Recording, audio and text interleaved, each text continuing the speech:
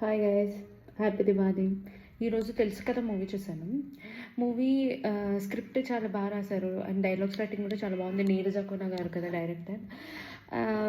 Dialogues, every dialogue is like చాలా depth ఉంది. అంటే ఫర్ ఎగ్జాంపుల్ ఒక డైలాగ్ చెప్తాను నేను.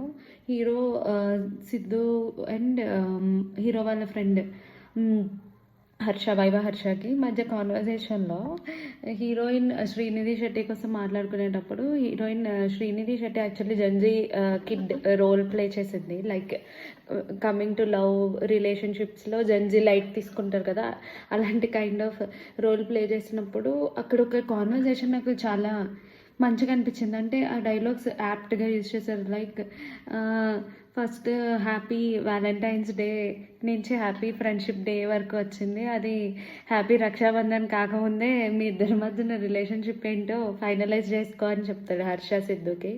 అది ఎందుకు చెప్తాడంటే యాక్చువల్లీ స్ట్రీట్ని దీనిని బాయ్ ఫ్రెండ్ అంటది సిద్ధుని, బట్ ఫ్రెండ్స్ వచ్చినప్పుడు జస్ట్ ఫ్రెండ్గా ఇంట్రడ్యూస్ చేసినప్పుడు తను చాలా కన్ఫ్యూజ్ అవుతాడు అనమాట.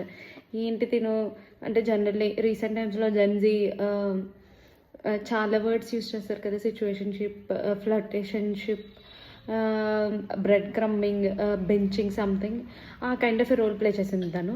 యాక్చువల్లీ సిద్ధు యాక్షన్ చాలా బాగుంది. కొన్ని ఎమోషనల్ సీన్స్లో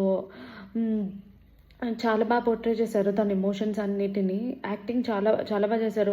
ఒక సీన్లో ఏడుస్తారు, వాళ్ళకి పిల్లలు పుట్టారని చెప్పినప్పుడు వాష్రూమ్లోకి వెళ్ళి ఆ ఏడవడం అంతా చాలా రియలిస్టిక్గా చేశారు. Of course is a very good actor. ఇందులో ఇంకా చాలా బాగా చేశారనిపించింది.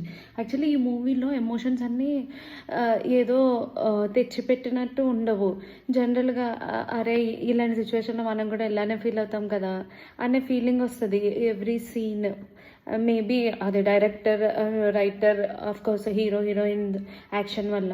కానీ డైలాగ్స్, స్క్రిప్ట్ రైటింగ్ నాకైతే చాలా బాగా నచ్చింది మూవీలో. ఈవెన్ దో మూవీ ఓన్లీ ఈ ముగ్గురు క్యారెక్టర్స్ అండ్ ఒక ఇంట్లోనే తిరుగుతూ ఉంటుంది ఓవరాల్ మూవీ. ఏంటంటే రాశి కన్నా మన సిద్ధు వాళ్ళ వైఫ్ అండ్ శ్రీనిధి శెట్టి సిద్ధు వాళ్ళ ex girl friend. But somehow రాశి కన్నా పిల్లల్ని కనలేదు బికాస్ తనకు ఒక ఇష్యూ ఉండడం వల్ల, పీసీఓఎస్ సంథింగ్. సో సరోగసి కోసం ట్రై చేస్తున్నప్పుడు శ్రీనిధి శెట్టి మళ్ళీ వీళ్ళ సిద్ధు లైఫ్లోకి ఎంటర్ అవుతుంది. ఫస్ట్ ఎక్స్ తను.